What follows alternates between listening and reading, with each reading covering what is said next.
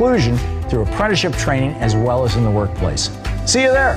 Thank you to our generous sponsors, Smart Local 265, Operating Engineers Local 399, and Blue Cross Blue Shield of Illinois. Log on to WCPT820.com for more information. Driving it home with Patti Vasquez, Patti Vasquez. From global conflicts to greenhouse gases, the folks refusing to wear masks says, and politicians getting caught grabbing ass says, she's driving it home with Patti Vasquez. Hello, everyone. Hope that you're happy, healthy, and safe wherever you are right now. And in the Chicagoland area, I hope that you're being careful on the roads because it is raining and it is rush hour traffic, so that can cause a double jeopardy for you out there. So be careful, will you? What a great conversation. It's Joan. I just love listening to Joan's show. You know, I've had a thank you note in my front hallway for over a year because I was standing in my kitchen when I was hearing Joan really talk us through what was going on during the pandemic, and I've wanted to thank her, and I keep meaning to mail it off to her, but I could mail it here, but then it has to be mailed there, and I have to mail it. I could just bring it in. It's a whole thing that's in my head because it was wonderful to hear the whole conversation she was having during her show, and then in particular the conversation for me with Controller Susana Mendoza, who I also work for, and it really is a pleasure to work in an office where people are so committed to making sure that workers have what they need, that we are paying our bills, that our credit rating has improved. There is a lot of energy in that office, and I'm proud to be a part of it. And I'm as proud to be here talking to you and finding out what's on your mind, because this is the show where you tell us what you want to talk about. 773-763-9278. That's 773-763-WCPT. You can call or text to that number, but we always prefer that you call because we love having that conversation with you, a little back and forth. And I have to say, though, I always say that, but your texts are wonderful. They're always engaging and part of the conversation. So thank you so much to our listeners who perhaps don't have the opportunity to call in, but join the conversation by texting, and our friends watching on Facebook as well. Go to our Facebook page. And, there's Joan right now. Hold on a second. Let me get that's the last show that was on my phone. I was watching her on my Facebook page. But go to our Facebook page, like our page there so you can stay up to date on all the conversations that we are having and the events and giveaways, and it's really just a great community of folks. There's a couple people that come in there and they want to troll, and sometimes that people jump into those arguments and maybe they want to sharpen their debate skills and things like that. But for the most part, I would say don't engage. I used to engage too and I'll see things and I'll get all worked up and I'll start typing something, but I've gotten to the point where I type it out. And sometimes I actually copy, paste, and put it in my own file so I can look at it later and see what amped up thing I was reacting to. Someday, Lady B, I'm going to publish a book of all the things I almost posted. What I almost posted at 2 a.m. or whatever it is. I have to tell you, one of my favorite things is to wake up in a morning when I have not posted something combative or stupid the night before. Those are my favorite mornings. I wake up and I go, oh, what did I say last night? Because you said something when you wake up to like 35 alerts. So-and-so mentioned you in a comment. I'm like, oh, what happened? What did I do? Don't engage the trolls. The thing is, I know comics and everybody makes jokes about this. Does it ever change anyone's mind? I can't think of a situation. Maybe there's been some softening of the heart. That's what you hope for when you have those exchanges. But if you get into the name calling and condescending attitudes and all of that, you're not going to get anywhere. I will say there is perhaps some value to putting things out there so that people who might think like you but are afraid to engage in the conversation can feel as though they're not alone. So there's different levels to it. And today, with the announcement that we're going meta, has anyone seen that meme of what's his name from Facebook? It says that he always looks like he's a zombie, but is doing a really good job of keeping the secret. It's one of those things. It is strange to think how much of our culture is shaped by the result of a college kid who just wanted to rank girls. Wanted to their hotness and where they were and have a bigger circle of friends. I mean, it's like Helen of Troy, I guess. I mean, wars are being started by pretty girls, or the ranking of them, or judging women. Really, that's what it comes down to. If you just drill down to it, this guy just wanted to get some action in college, and here we are. And now he's saying that it's going to go meta, that you are now in the experience of Facebook. I feel we're living it already. How much more enmeshed do we need to be?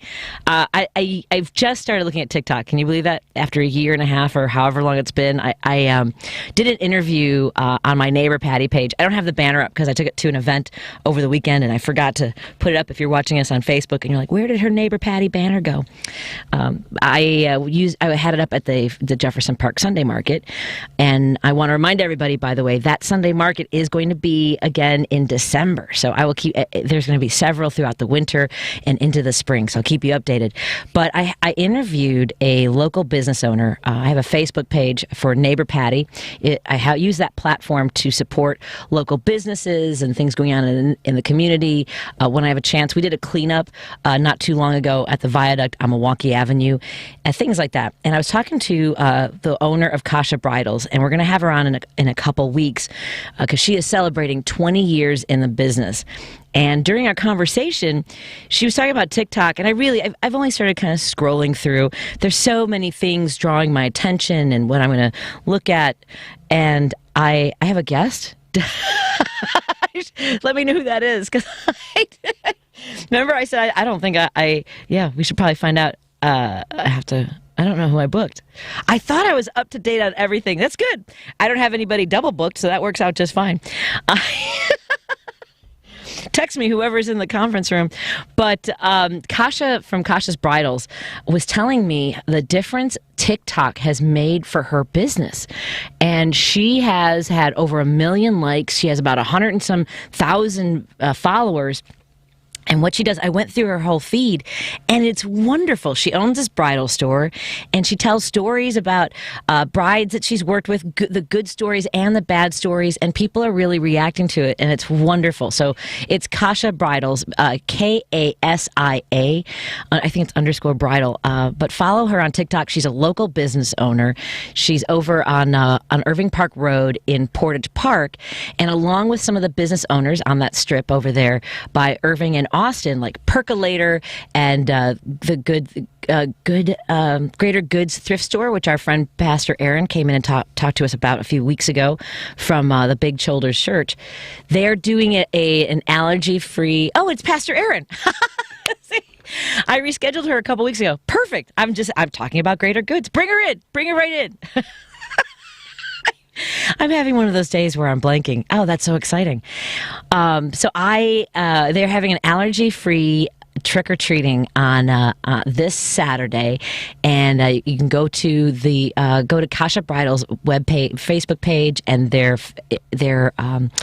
website and find out more, because Percolator will be there, Greater Goods, a bunch of the stores are over there, and it's an opportunity for the business owners to invite you into their space in a safe way, both for the children and for you to get to know more about what they have.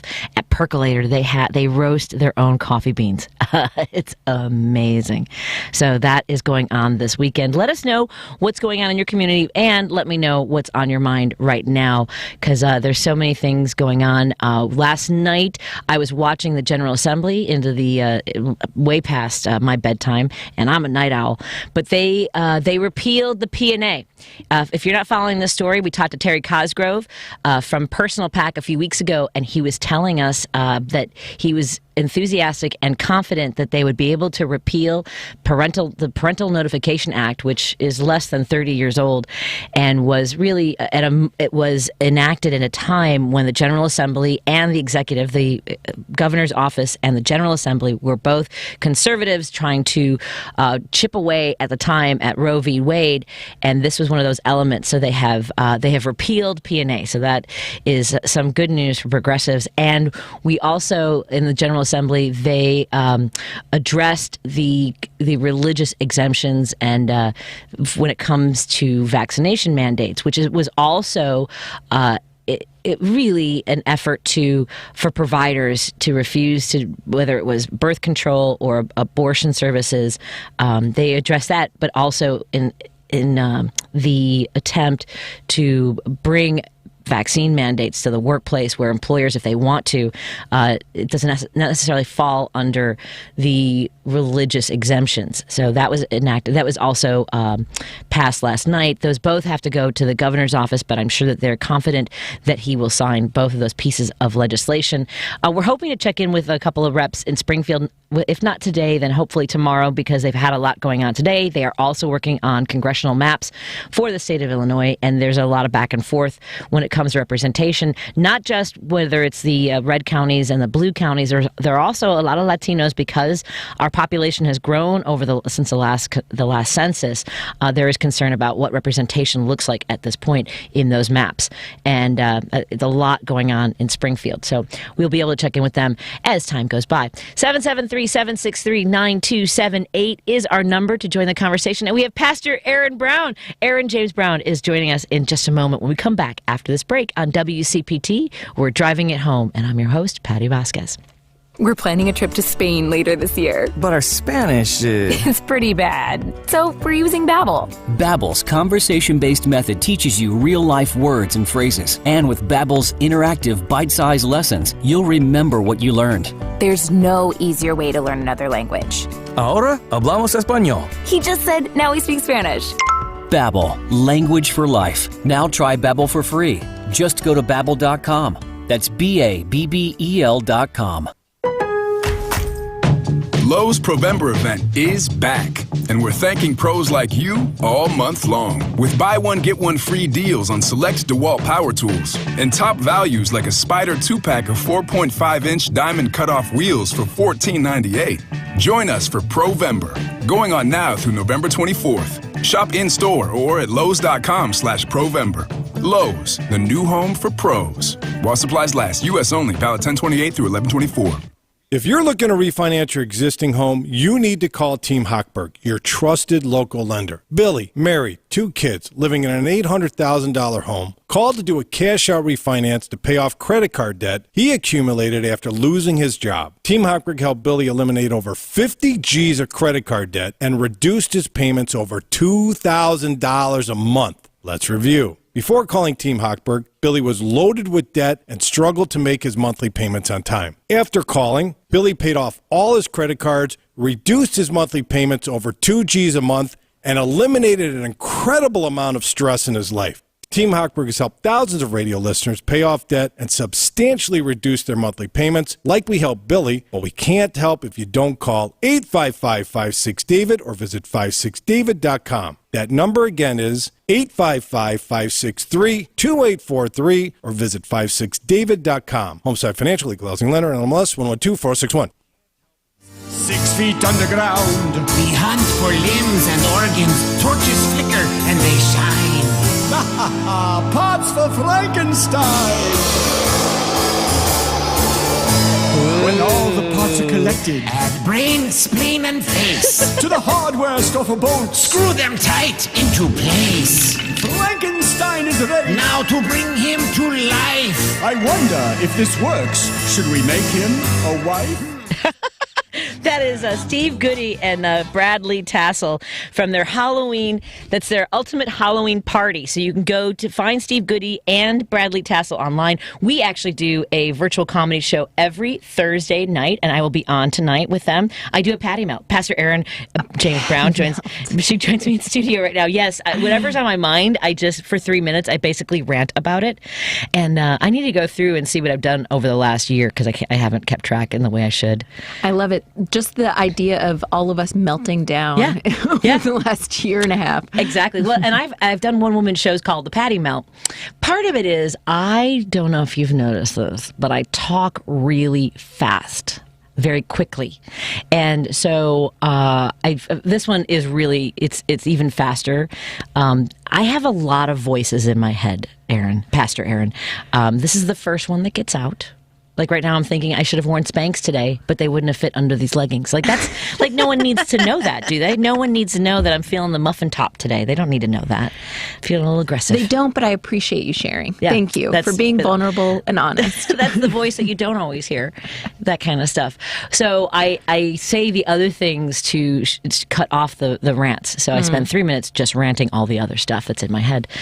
Pastor Aaron James Brown was on our show a few weeks ago, and we had the opportunity to talk about, Big Shoulders Church. You had since then you've had your first in person. How did it go? It was great. It was kind of awkward in that, like, we haven't done worship in person, so I met a lot of these people not over Zoom for the first time, and had to say, "Oh, that's the rest of your body. Cool, nice to meet you." Yes. And it is so deeply emotional to connect with people in an in-person way, and to get to spend time with them in our bodies together. And so I found myself getting like choked up of just being in the presence of other people. So that it was really great. Because there's been a vacuum right. of energy. And it can be for a lot of people who are reemerging or trying to come to events like that. It's all like there's not hesitancy, but it's overwhelming, not just emotion, but also like, I don't know how to behave around others anymore. Yeah. Do we elbow bump? Do we fist bump? And then also like, I find this time of great loss that we've all been experiencing through COVID, and reawakening of who we are and what we want to focus on with our lives to be a deeply spiritual time. And so people are really willing to experiment, try new things, visit churches, visit religious spaces, so that they can try and engage a deeper part of themselves. And the fact that they are just willing to show up, to me, is like such an honor to welcome them into our space and be like, I know this is really weird, and I know it's very scary, and we're going to try and make it as comfortable for you as possible. So, you also embrace and want to encourage people who maybe from their church or their families don't feel as welcome because of who they are. Right. Whether it's, someone you've married and they don't think that they, you should have, whether, same-sex partner or another race even. I mean, like there's still, believe it or not, people who have these attitudes, and they often are unmoored. I remember I was at a, like one of these breakfast restaurants, and I don't know, I hate to say this, I eavesdrop all the time. We're all very curious. It's fine. I can't help myself. And I was listening to this guy talk about how he had come out and he knew he would never be able to go back to his church. He was Mormon. And I was raised in the Mormon church. I was Mormon until I was 10. I know people always make that face. My last day of being a Mormon was the day I was baptized. Long story for another day. But my brother was a Mormon missionary. My sister was a Mormon. She went to Brigham Young. My mother was Mormon for a while. She's been sort of, she is religious questioning, I guess, and I think that I've had a lot of that. Like I don't negate or say that's all whatever, but I was raised in Christianity. I also am concerned with the way it's weaponized against love. Right. Really against love, about caring for somebody, whether it's who they are, what they want to do, how they want to live their lives. And it's just in so many ways. How do you reconcile with people who are so angry and want to use the Bible for their own personal purposes, or what they think is what the Bible says? Yeah. I, as a Christian pastor, have an enormous amount of privilege that I can then go and be in those argumentative spaces with people who are using the Bible as a weapon to say, like, I have the same training as you, I have the same degrees, and you're not doing it right. So I don't encourage, like, you're Bibling wrong. Is that yeah. You're Bibling wrong. You're interpreting God wrong. Sorry, but I don't encourage non-trained people to do that, just because it can be overwhelming, and you shouldn't have to do that. It should be up to us, progressive pastors who stand up for you and stand with you, so you can take a back seat and rest, and also know that you are so beloved. And that's the space I should occupy, and then also create a space for people who have lots of questions, who have been denied access to the church for a long time, to say, we're creating a space that not just welcomes you, but celebrates who you are. You are different in that I am heteronormative, and that's different. You are different from how I identify, and that's beautiful. That helps me understand more about the complexities of the world in a new way that is more beautiful. So that's how I look at it, is that the world is complex, right? And like, so yesterday we had a caller and that said that they were ready to write off everyone who's conservative or voted for Trump or is a Republican. And I know people who say those kinds of things. I don't know why, but I don't have that in me to just write people off. And I know part of it is that my dad was conservative. He was he would say that he was against abortion. He said derogatory things when it came to the LGBTQ, and growing up, that wasn't even the language that we had. I grew up in a neighborhood where they used horrible language, and it seemed wrong, but I didn't know till later. I didn't have the tools to understand the environment I was growing up in. So, but I still loved my dad. I just knew he was wrong. Yeah. I just, for whatever reason, I knew that deep down. But I still wanted to hold, like you said, I want to hold space with people. It gets harder when they're cruel. I think that's the thing. That's where, when it's cruelty, I have to draw the line. Mm-hmm. Like we had a caller yesterday who used the R word, and I have to draw the line. And they called back and said, I didn't think why is that word so hurtful?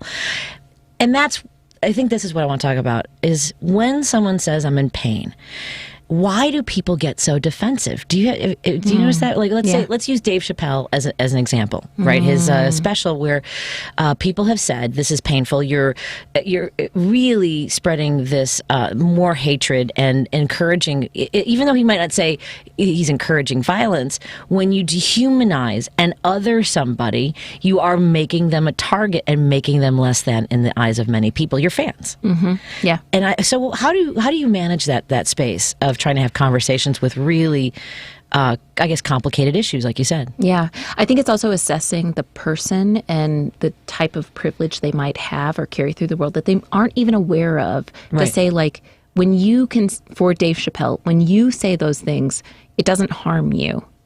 When you say derogatory things against the trans community, it's not going to harm you. It's not going to come back towards you. So you should always be constantly thinking of the most vulnerable, the young, queer, trans people who are looking up to you and need an advocate. And how can you be an advocate on their behalf? I also think, too, like, assessing your relationship with the person. So I don't have a relationship with Dave Chappelle. I can be very critical of him because we're never going to be friends because he's out of my league. I've only met him once, and I said I don't think I'm going to be able to introduce you. I know. It's never met now. him. Yeah. He doesn't sushi, care for me. There you go. But like my uncle, for example, I don't think he's listening right now, but my uncle I've been in this relationship with him my whole life and did not feel like we connected on lots of things, but also felt we connected on our love for each other and our love for our family. And then to see him make progressions only because I was willing to say things at family meals or during dinners that caused him to feel uncomfortable for a certain period of time. And then as society begins to change, as things come out, he has started to make this progression. And I only notice, not because he's telling me, but I can see on his nightstand, he has MLK's letter from a Birmingham jail. Oh. Or those are great essays, too. Right. Yes. Or he's really upset about responses towards vaccinations. And he has some immune deficiencies and requires other people to get vaccinations for him to feel safe. And so to realize, like, there are other people in community that need support and need care just like I do. And so it's this longer relationship I have with him that I have the privilege to watch him evolve through. Dave Chappelle, don't know. Right. That's up to Tiffany Haddish to do that job. Or maybe you, Patty. Yeah. Well, it is, and I was talking about this earlier about when you choose to engage in conversations online. And as a stand-up comic, I have I've been in that position of, and I've never. I'm trying to remember. So I've been a comic for 27 years, and I tend to do more autobiographical humor. It's a lot of storytelling, my family, my experiences, ignorant people that I meet. I might shine a light on the ignorant things that people say or what kind of what makes me patty melt. But I I can't remember too many times in my career where someone says you really hurt my feelings. And if it was something, I always talked about it with them afterwards. It wasn't at a time when I had social media where I would put somebody on blast or they would put me on blast. I've never had that experience. I have in radio had people, go after me, and that's, I always tell people when I'm on the air, and we all are doing this, just so you know, we're all creating our opinions as we go. And it is open to change. I am open to change.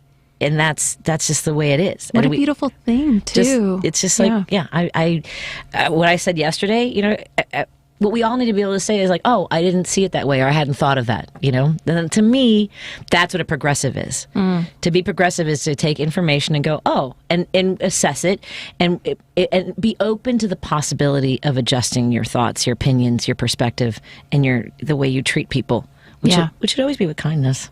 And always self-interrogating when you feel defensive about something, saying what's bringing that up for me? What's going on within myself? And then as you assess that, you can either do it quickly or slowly, going back to the person saying, thank you for saying that, because that probably took a lot of courage for you to say that to me as a radio host or whomever, and as a pastor. And I'm continuing to grow too. You are the part of the transformation that we see in the world. So. And I think that's the way, the universe and the higher powers and God, or whatever draws you to where we come from and where we're going. That's an element of that.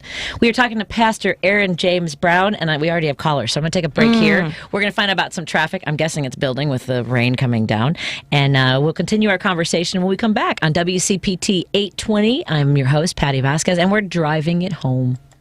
Joan Esposito, live, local, and progressive on WCPT Willow Springs is powered by ComEd. Lower your energy bills and reduce your carbon footprint with the ComEd Energy Efficiency Program. You're listening to WCPT 820. Here's the latest Chicago traffic update. South to Saba Lakeshore Drive, a parking lot from Belmont down to Chicago Avenue. Northbound solid 18th to Chicago Avenue. Headed east on 8094, bumper to bumper from Burnham to Burr. Westbound on the brakes, I-65 to Kennedy Avenue. Now north on I-65, solid from State Road 14 to State Road 10 with a jackknife semi in the left lane. Eden's inbound, crazy. 1 hour. Lake Cook Road down to the junction 18 on the flip. Kennedy outbound to Division, the crash is blocking the right shoulder. 37 to the junction, Express safe at 10, hour 4 to O'Hare. Inbound solid from the 190 to Montrose. O'Hare back in, hour 18. 24 of that on in from the junction. Now on the Eisenhower either way, an hour and 20 minutes between 390 and the Circle. Outbound at York Road, a crash on that exit. Stevenson outbound from DeSable Lakeshore Drive on out 2, 355, an hour and 8. That's traffic. I'm Mary DeBadges. All too often, the media are ignoring the everyday heroics of our policemen and women. Well, that changes on News Nation. Dan Abrams and his live PD sidekick Sticks are back in prime time on Dan Abrams Live, weeknights at 8, 7 Central on News Nation. We're planning a trip to Spain later this year. But our Spanish is pretty bad. So we're using Babbel. Babbel's conversation-based method teaches you real-life words and phrases. And with Babbel's interactive bite-sized lessons, you'll remember what you learned. There's no easier way to learn another language. Ahora hablamos español. He just said, now we speak Spanish.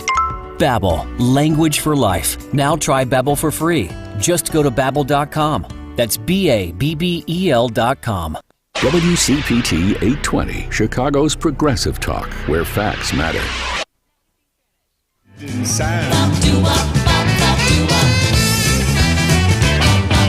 vampires bow to the dance floor they trek. They'll dance cheek to cheek, they'll dance tooth to neck. The vampires ball brings them into the light. Have yourself a monster time tonight. That's Vampire's Ball by Bradley Castle and Steve Goody. You can go to their Ultimate Halloween Party. Find them on Facebook. And tonight is the virtual comedy show on Facebook as well. You'll see it on my page.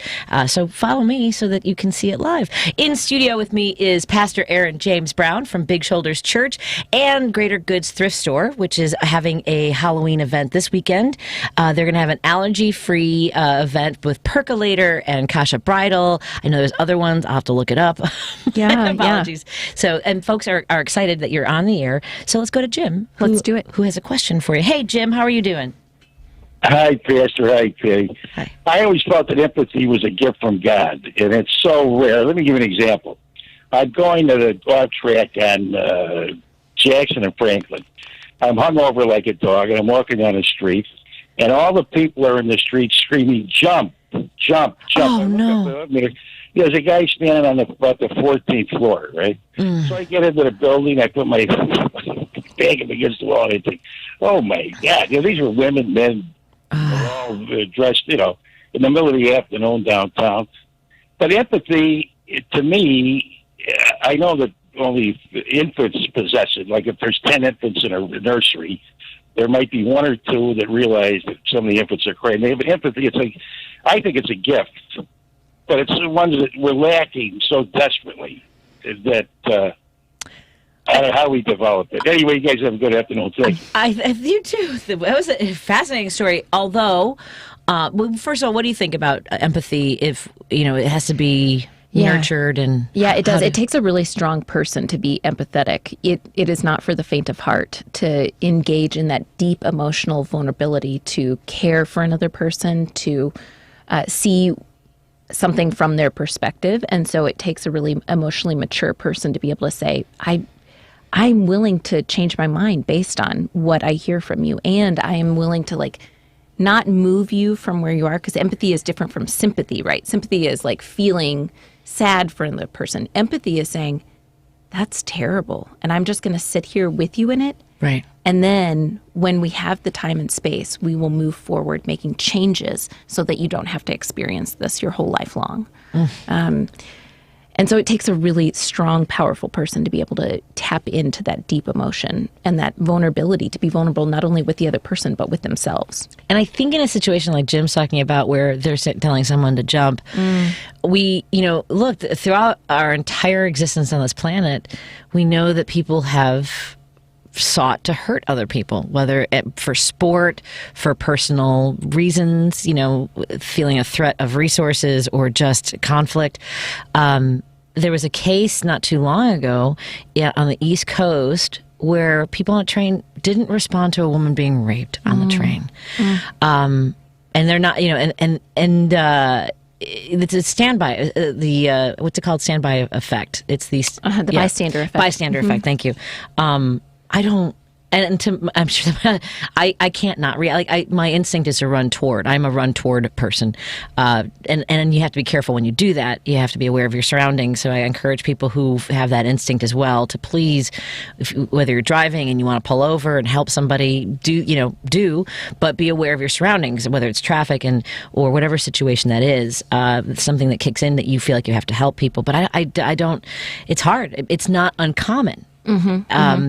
And I hope that people who find themselves in that situation can later ask themselves, like you said, when people get angry, in the same sense, why didn't I do anything to help that person sort of be aware of that reaction? It's hard. It's that internal gut check, knowing something's going wrong and saying, I'm going to check in with what's going on in my gut, and not being afraid of that. Yeah. It's not, and I'm not saying it's easy. It's not easy, but it's harder on my husband, because I always run toward anything that sounds like it's a situation. We have I'm sorry, from Arlington Heights. Is it Craig? Yeah, it's Craig. Hi, Craig. How are you doing? I just want to make sure I'm reading that right. Hi. I'm doing really well. Thank you. What's going on? Your show's great. I'm really, really glad to hear it on. It's really been a lot of fun the last couple of weeks. I've listened to it. So thank you. Good stuff. But I just wanted to. It kind of follows up on the last call a little bit. I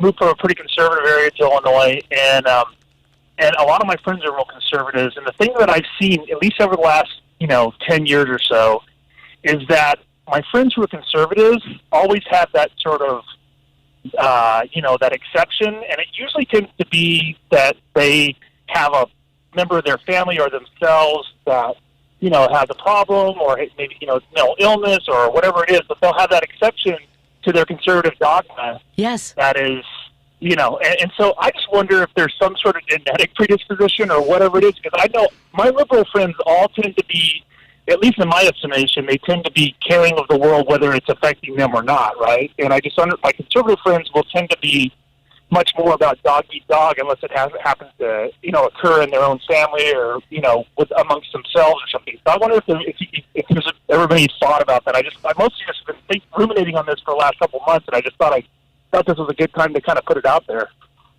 Yeah. I would say, Pastor, would you say part of that, in some ways, religion is used to scare people, right? For some at a very young age. If you don't do this, you're going to hell. If you don't, and so you can have this sort of group mentality in different religions. Oh, Craig was like, apparently Craig is I'll hang up and listen for my answer. Thank you, Craig. Thank you for calling. You can always hang on. And, but I think that's what I was talking about, weaponizing religion, whether it's to control women's bodies or to say that you shouldn't love who you love, or that, even to interracial marriage. All of that weapon. And conservatives, and this is a generalization, so if you're listening and your heart hardens when I say this, relax, unclench. I'm just working through my thoughts. Is that it's often used to control, so that and to whip a frenzy, right, and to make people feel like they're crusaders for God when they haven't been. Are we being asked to be crusaders for God? No, God doesn't need anyone to crusade on God's behalf. It seems like people feel like they're being called to do something that I don't hear. That. I wonder too if it's like a personality type that says like, I can follow all the rules, I can do all the right things that help me be a part of the in-group and help me feel accepted and loved where I am. And then I will make exceptions because there are people I love and I want to include them. And it's not because those people are conservative and not wanting to include others, but that they've prescribed to this way of being that is only one way. If I only do this one thing, then I will be included. And everyone else should come along because being included is awesome. But really, not everyone can meet those standards. Not everyone should have to meet those standards. And so the personality type of the other way is to say, like, we're just going to do whatever. We're all, like, created beautifully and weird. And yeah, there's a lot, too. There's a lot of chaos there. Yeah, there's a lot of chaos. So you need both types of people, but to have the dialogue across the two dimensions can be really hard, especially in this time where we're really divided. Yeah. Yeah, I was the type who could do all the good things and achieve all the things until I couldn't. And then I didn't fit in anymore and I wasn't welcomed anymore. And it's hard to be in that space, too. Religiously? Yeah. In my religious community, when I started asking too many questions about God and my beliefs in God, it wasn't accepted anymore. And you should just be a good example for others. Don't ask those questions. I think that, do you get a sense that, well, one, I don't know that progressives have a harder time talking about God and religion. I just think that we consider it to be more personal, and we don't wear it as a banner. We don't wrap ourselves in it as much. Yeah, I think, and isn't that beautiful that it's like a deeply personal thing that I experience that other people can have different experiences of. But as progressives, do we also miss out on this communal aspect of we are tied up in one another and our lives get a little messy. We don't always agree, but we're trying our best to care for one another. So the religious example I would use is that we are supposed to be caring for each other because we're caring for the poor, we're caring for the widowed and the immigrant and the left without parents, the orphaned. That's the word I'm looking for. I run to those walls too. Believe me. The word walls. I'm running right up to it. I'm like, what was the word? Right. I can't get around this wall. It's not just about my religious experience, but my religious experience leads me to care for others in this way and involve them in my life in a deeper way that isn't just about me going home and checking out at the end of the day to watch Netflix because I've absorbed all this stress from the outside world. It's a lot. And we were talking earlier about engaging with people in arguments online, and I was talking about how I've stopped doing it as much. I did it more 4 or 5 years ago, especially when Trump was ascending into the Oval Office. And I mean, my husband will tell you, it would be like an entire day of just going back and forth with somebody, because there is that visceral reaction, that the chemicals in your brain, that adrenaline, and it is an addiction. And there were friends that I had known for a long time. Part of it is I never needed to know how many jerks I had in my life from grade school. Like, I never needed to know that. Although I was going to mention this, I was talking about how my dad was fairly conservative, and his sister, his closest sister, he had one full sister and then half siblings, very much like me. I have all half siblings, and I never really talked to my Aunt Pat about politics. And then when I ran for office, we were on the phone, and she was telling me how proud she was and all the things. And she was like, and when I see those children in cages along the border and what this president is doing, I'm like, oh, she's a liberal. What? I was so excited. But it was so sweet. And we had just never talked about it. But, and the same thing with religion. We just never talked about it. But speaking of arguments on social media, I want to go to one of the texts from where's 646? Patty, people forgot how crazy George W. Bush years were because it was a while ago and because Trump was so much worse during his presidency. I stopped arguing with the trolls during the Bush years. They were crazy then too. Now it's just that their masks are off, literally, and their talking points are no longer seen as a genuine point of view. They were nothing more than spin then. Now we can all safely call them lies. So there's a lot. I mean, that's depending on the argument that you're in. I always would go crazy when someone would use, let's say, a columnist like John Cass as their source for their argument. I'm like, that's just your opinion. That would be like their opinion. That'd be like someone citing, well, Patti Vasquez says. I'm not out here with all the data and information and access to every single piece of history. I just like having conversations with people like you, Pastor. Well, and it's so interesting too, because yes, George W. Bush did a lot of egregious things. Egregious. But he also came before the rise of social media, before the internet, and everything that happened in the Iraq War was before we could all be in communication with each other that way, and or be targets of social media that like just promotes us being angry about things all the time. And so it's different now in the way we engage with each other and the way we consume the media. Right. Also, I was just listening to a New York Times article, because I don't have time to read because I have a toddler. So I just consume audio stuff about Colin Powell, how Colin Powell felt like he was sold out by the Bush administration to say we should go into war with Iraq because there are weapons of mass destruction. There really weren't. And he was believing what was being told to him. And he spent the rest of his life trying to combat that narrative about him, that his first line in his obituary was going to be, he supported the war to Iraq. And in the first line of his obituary, that's the first thing that is said about him. Can you imagine always feeling like you needed seeking justice? Let's talk about that when we come back, because I kind of was awake last night thinking about this, and my husband was like, he knows that a lot of things kind of swirl for me. So let's talk about seeking justice and finding peace, I guess. But that there are steps to be taken, and sometimes you can't always have them. He never, I'm guessing, ever found peace with that. And it's kind of understandable too, though, isn't it? Yeah. Right? Yeah. That madness of it. 773-763-9278. We are talking to Pastor Aaron James Brown from Big Shoulders Church and Greater Goods. Where can folks find out more information from Big Shoulders Church? You can Google us at bigshoulderschurch.com. You can find us on Facebook and Instagram. Those are the best places. Outstanding. We'll be right back after this on WCPT 820. We're driving it home, and I'm your host, Patti Vasquez. I'm Joel Clark, a Select Quote agent, with a true story that could save you hundreds of dollars a year. A woman named Linda just called. Her husband, Ray, has a group life insurance policy, but is changing jobs and he can't take it with him.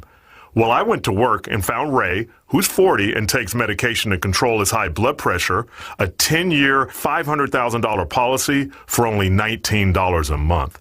That's way more coverage for a lot less than what he was paying. If SelectQuote didn't shop for your life insurance, you're probably paying too much. For your free quote and to find out how much you can save, call 1-800-346-1122. That's 1-800-346-1122. 1-800-346-1122. Or go to SelectQuote.com. Since 1985, we shop, you save. Get full details on the example policies at SelectQuote.com/commercials. Your premium could vary depending on your health, issuing company, and other factors. Not available in all states.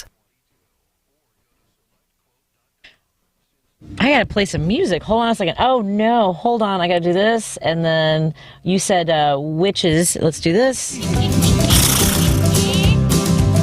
A witch turned me into a rabbit. What's up, Doc? I'm now a chicken. Bark! Bark! I am not going in there. You're just a chicken. I'm a mouse, dagnabbit. I don't know where this is going, Aaron. No. I'm along for the ride. Yep. That was apparently. I need to pick up the pig.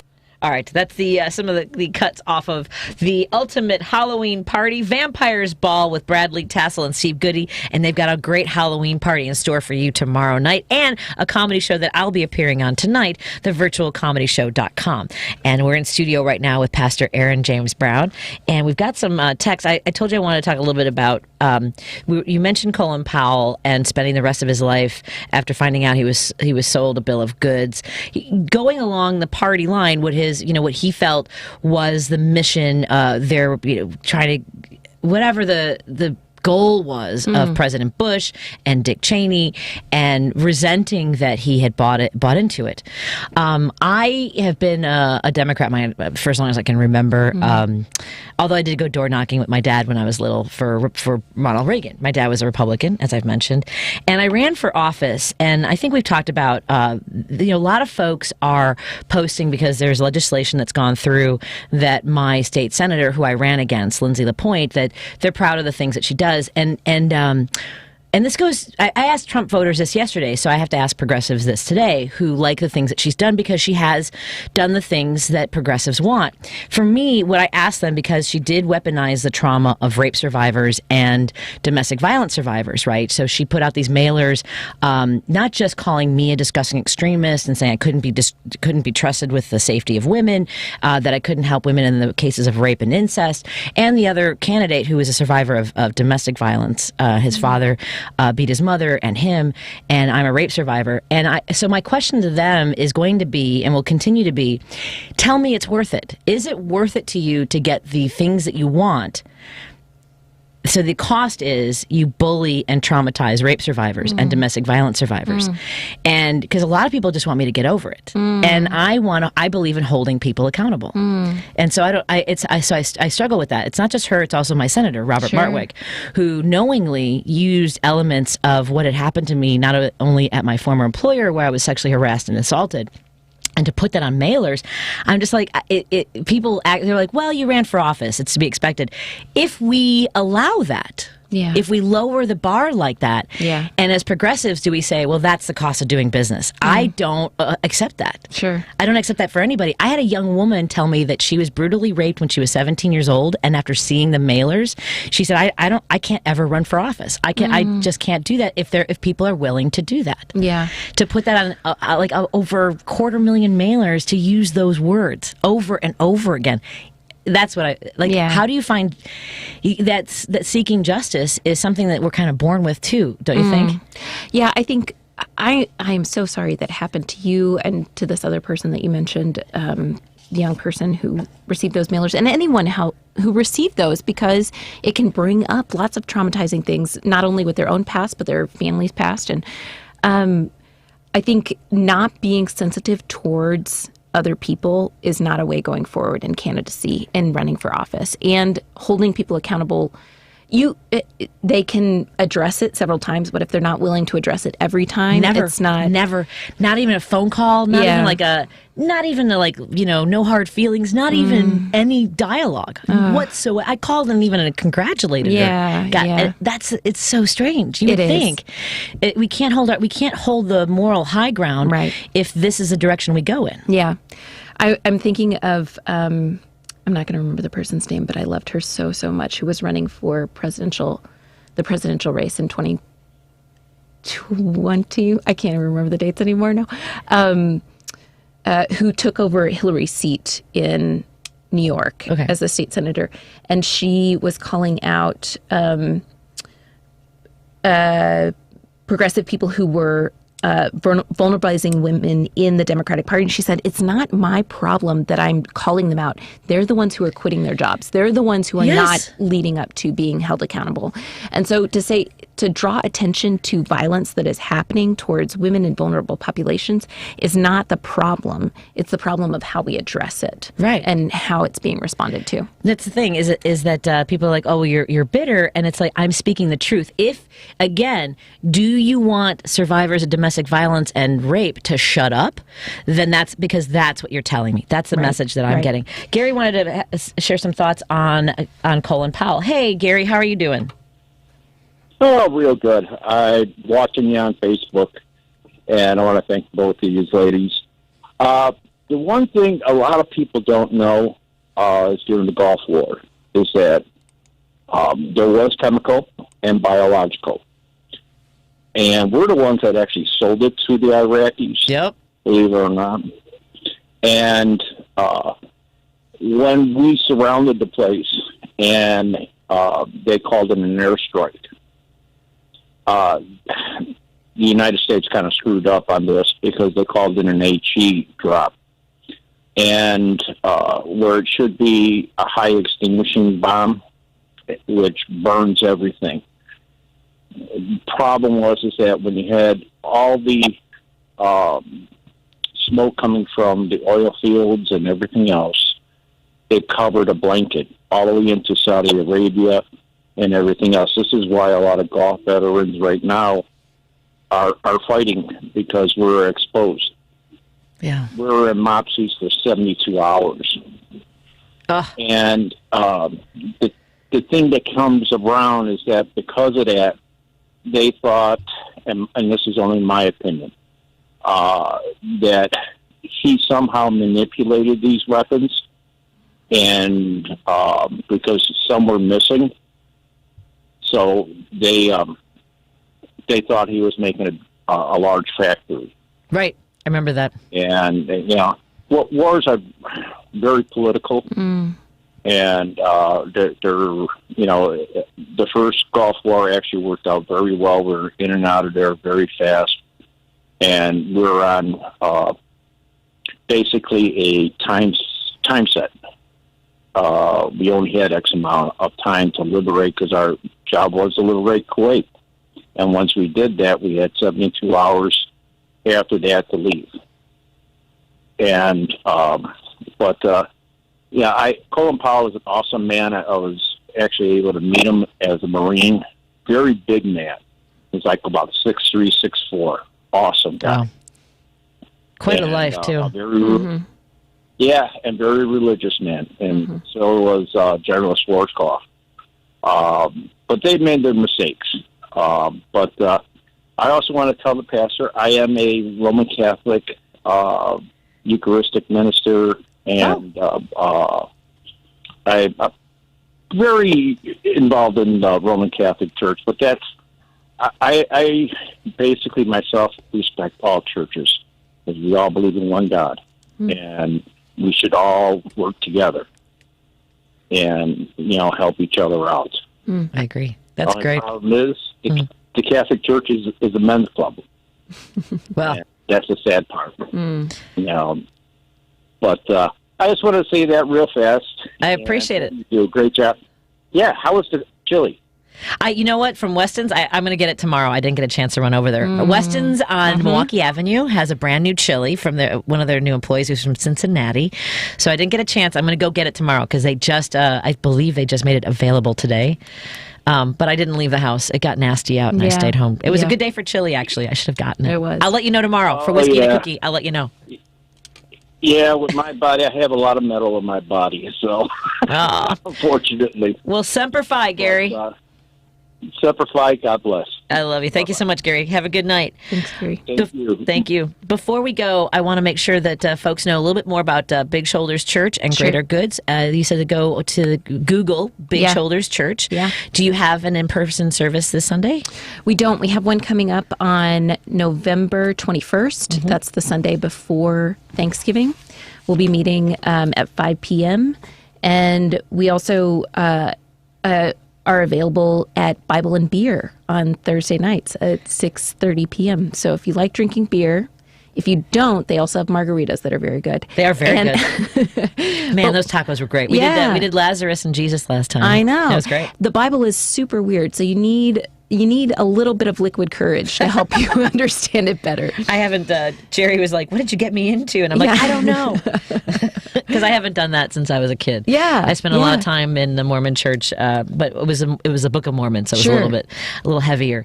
And also, again, this weekend, there's the allergy-free. Go to my Facebook page. I will make sure that information is up for all the times and the locations. It's near Irving and Austin, Percolator, Greater Goods, Kasha Black Bridal, and several other businesses.